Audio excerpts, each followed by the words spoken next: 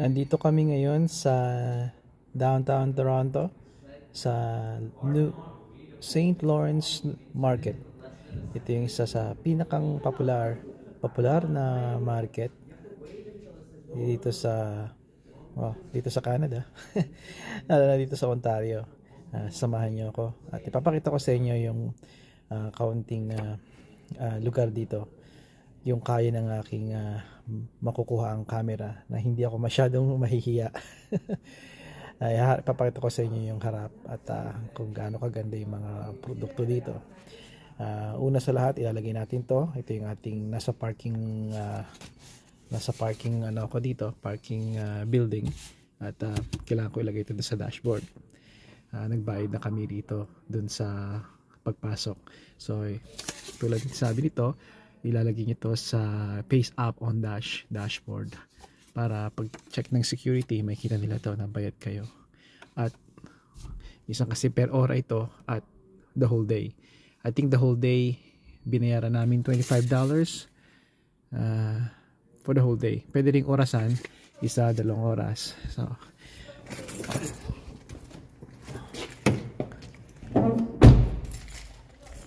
samahan nyo ako. Samahan nyo kami. Excuse me. So, sinulat ng kapatid ko.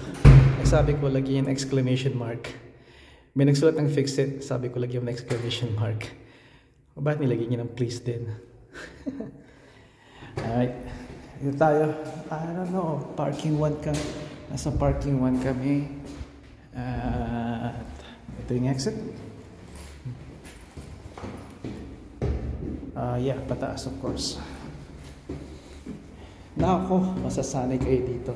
Pag alam niyo na, ito muna yung gagawin. Malaman niyo kung saan ang mga best parking lot, parking building sa downtown. Kasi stricto dito ang wala masyadong space dito. Yan. That's the new market, St. Lawrence. Ito yung tagiliran. At ito yung supposed to be the main front street to. Not sure. I don't think it's front street. Dadalhin ko kayo. Dito kayong dito yung entra ninyo, papasok.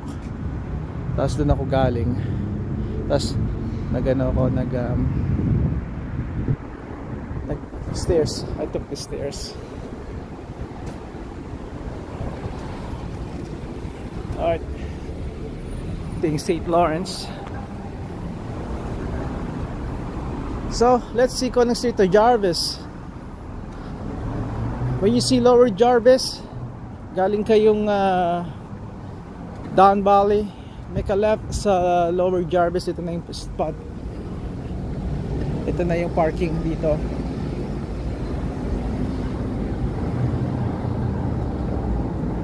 Let's just go this way para makita nyo yung kabuuan ng lugar.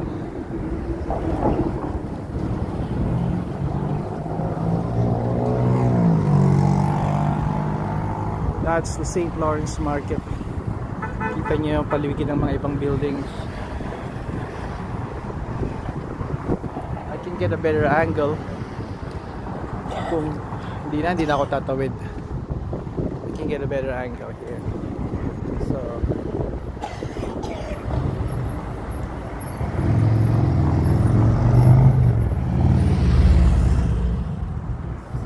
So yun ang pasukan niya sa tagiliran, likod at kabilang tagiliran. So all over the side ng building. Ayun yung CN Tower. Pinakamataas yung CN Tower is just the angle lang ng mga building. Right. So tatawid na tayo. Oh, look at that GTO. Oh my goodness. Love that. GTO.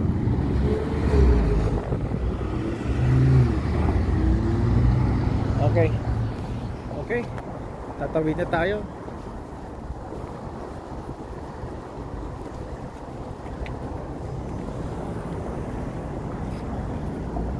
Susubukan namin mga maliliit na stall, pero hindi yan ang highlight talaga.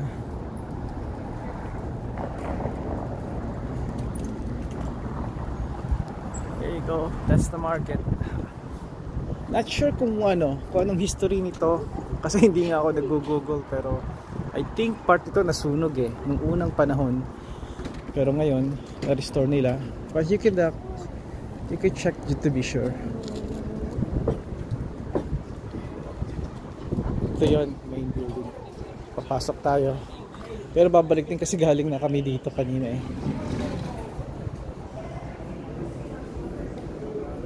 May Pilipino kabayan dito na mayroong flag. Mukhang may namamili dito sa New Market, and a Filipino-Canadian. That's a flag. Almusal sa St. Lawrence Market. Eggs, hams, tater tots, at kay Bunso ni ano nga yan? Meatballs, pastas. Juniorita same as Tatay's, only she has the bacon. And that's the place. Yes.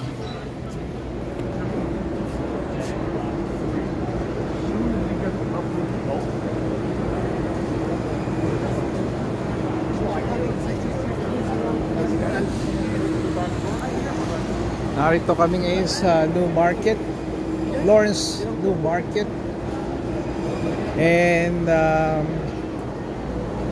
ito yung meat nila.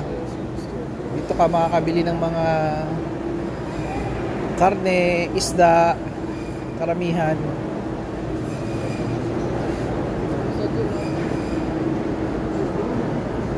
Bakery din, mga pagkain, sandwiches.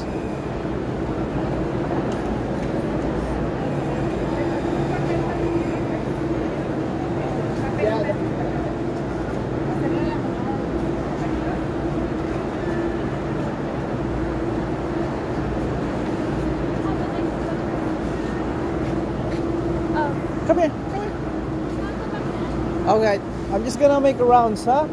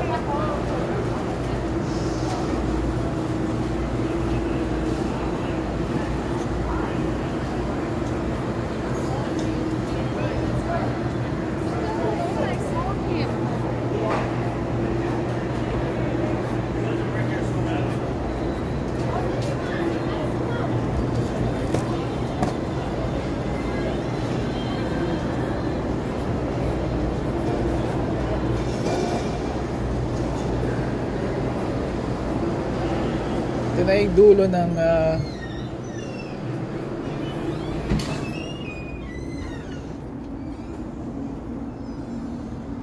ito na yung dulo ng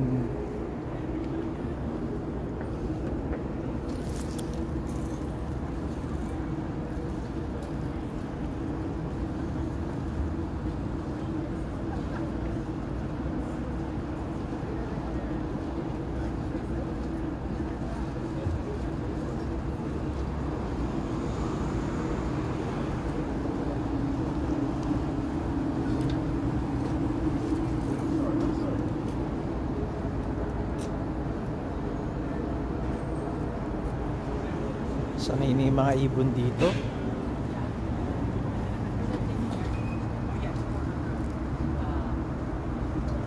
Hindi na sila takot sa mga tao kasi dito na sila kumakain.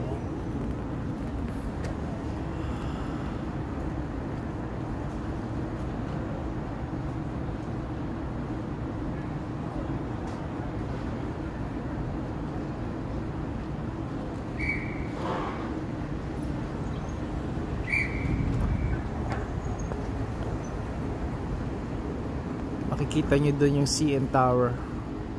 Susum ko. That's the CN Tower.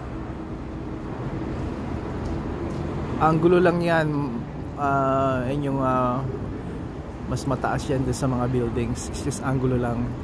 Kaya nakikita nyo mas mataas yung mga building na to. Pero anggulo lang yan.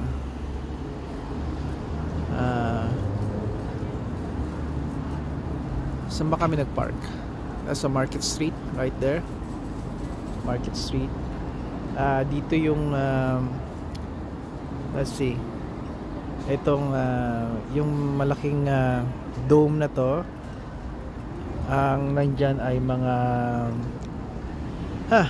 ano nga ba nandyan? Same thing, mga prutas, mga jam, jellies, flowers, tulad niyan kung ano nakita nyo sa Escanita, sa mga kalapit kalsada, mga prutas, lalo na ngayon yung mga season na ngayon, yung mansanas, forgot those mansanas, apple crisp or something. I know, my favorite is Gala. Hindi pa yata season ngayon Gala apple eh. Honey crisp, I believe. I believe honey crisp yung nandiyan ngayon, right there. Yan yung tamis. At dito ka, pag umorder ka ng pagkain dito sa loob, pwede kang kumain dyan dito sa picnic table.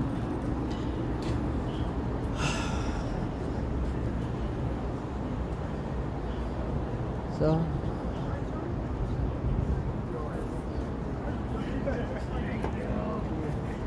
right there, that's the Market Street. Okay. May salmon head. Sumagsigang ako. Ang sarap-sarap na yung tsura. Anong bibili natin? May ham doon, yung hamonado. It's for our Monday. Okay. Pang tayo. Okay. Canada. Hello, With Canada. Lakay Laor. It's Lakay Laor. Broccoli, carrot, spices. Weakness makes you happy, but Yes. weak makes you weak. What can you say about your very pink, yummy food? You also you think it's amazing. Look at it. It's amazing. Yeah, Exactly. very amazing. It's harder for you, but smaller, right? They're the same. They're the same. They're the same. Okay. I will take that one. Sorry.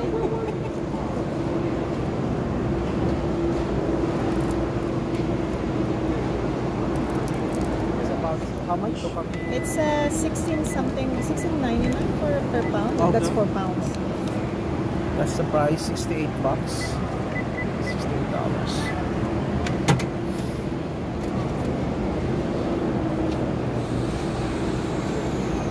Dito kami bumibili kapag nakakarating kami dito sa New Market, St. Lawrence Supermarket, and this is very nice, very good, masarap ito.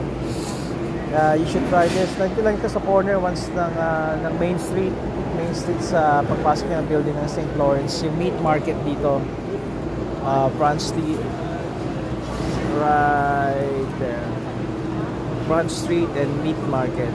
Galing kayo sa Front Street, of course.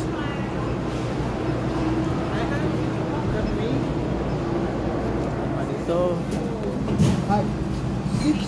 Italian. Yeah. there's lamb, chicken, and beef. My favorite, beef. Siyempre may pork sila. Okay.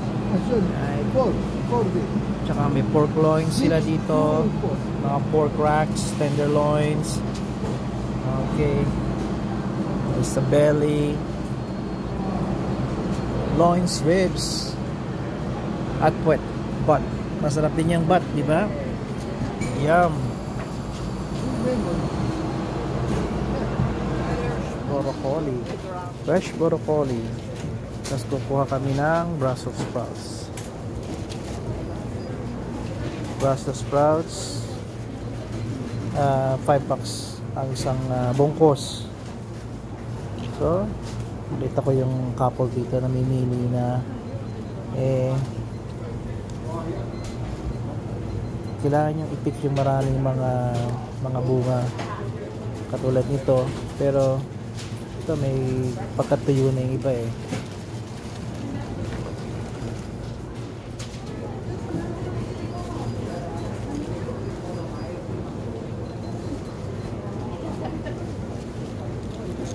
I'm still looking. Kahit ano na, may tuyo na siya dito. So hindi maganda. Pareho lang ba ng tindahan yan? Okay. Oh my gosh. I got it. This is good. Okay, balik natin to. Dahil na-knockdown natin. Alin? It's $3.99 already. Do you want to get this? This cup? It's good. Pangregalo. Pangregalo? Yeah, hayaan mo na sila mag-pick. Ito yung mga gulay. We have radish, beets, asparagus, corn, and ito yung mga berries and mushrooms. Oyster mushrooms, $12 a pound. Kamahalan, pero masarap ito. Yung hinahalo nila sa omelette. Masarap ito. And so many mushrooms, no? So many mushrooms.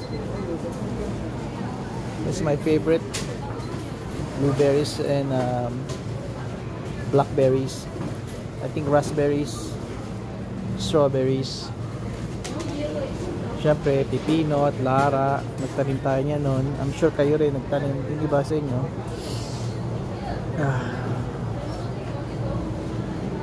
Marami pang iba. Cherry tomatoes. Next summer, magtatanim tayo ng marami nito, ha?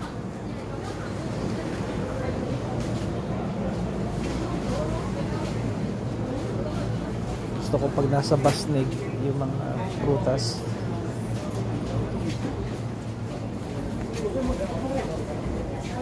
I think tapos na kaming mamili ng gulay. So mga kagulayan ito at prutas, tapos yung nandun naman mga karne. That's it. Looks like may ina-edit silang bago ngayon, no? I don't know kung ano ito.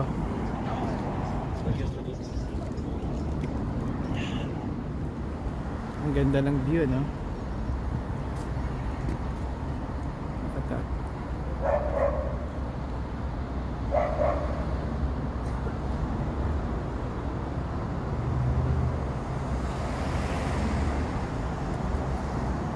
Again, St. Lawrence Market.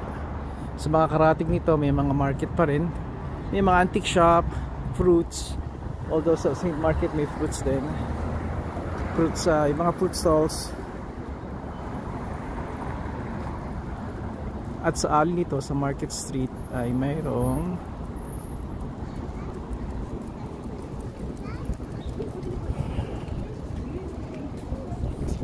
mga picnic tables. Okay. Dito tayo. Okay. And then paakyat, then bababa tayo. Okay.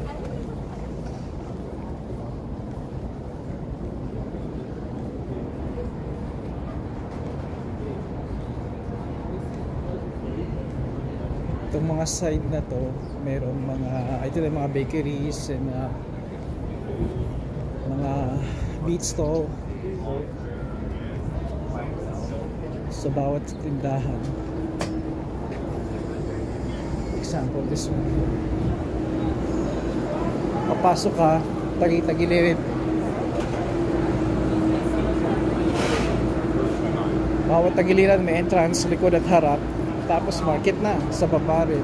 Sa baba rin may mga tindahan ng damit, breakfast. Galing na ako dito kanina eh. Lalabas tayo ngayon dito sa kabila. Again, Tagiliran.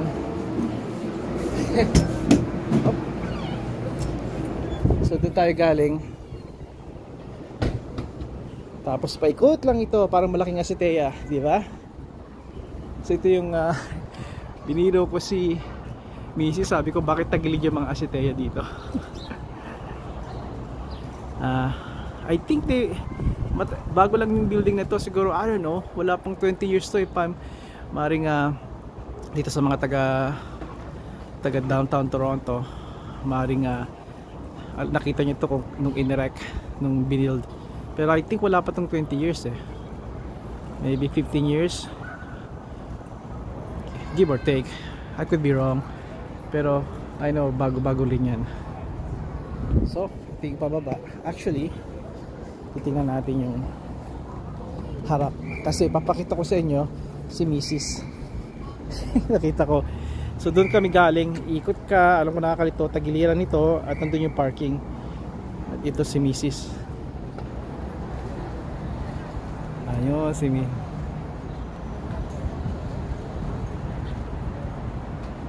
Mrs, si Bonsonita, si Juniorita. Titik ng picture. Alam nyo, hindi ko naman na ipapakita ito sa kanila since hindi naman sila nanonood ng aking vlog eh. I don't think makita nila ako dito kasi perfect camouflage ako dito. How you doing? At hindi pa ako nakikita nila. Aba, ngiti-ngiti pa. Yan ang mag-ina ko. Yan ang dahilan kung bakit narito ako sa North America. I think hinihintay nila ako dito eh. Natawag na si Mrs. Ito, natawag na, sasagutin ko na ha. I'll meet you there. Okay. May nagmahaman doon, may nagpupulis din dito eh. Kailangan nila So, bababa na ako. There they are. Mag-ina ko. Alright. Itong mga kalapate hindi na takot sa mga tao rito. Give me food, sabi nila. Ito na sila. Okay, mabalik na ako doon at hanggang sa muli. Take care guys at fall. Enjoy the fall, okay? Kasi marami tayong laban ngayong darating na taglamig, winter. Alright, abangan nyo pa ako mga videos. Hanggang sa muli.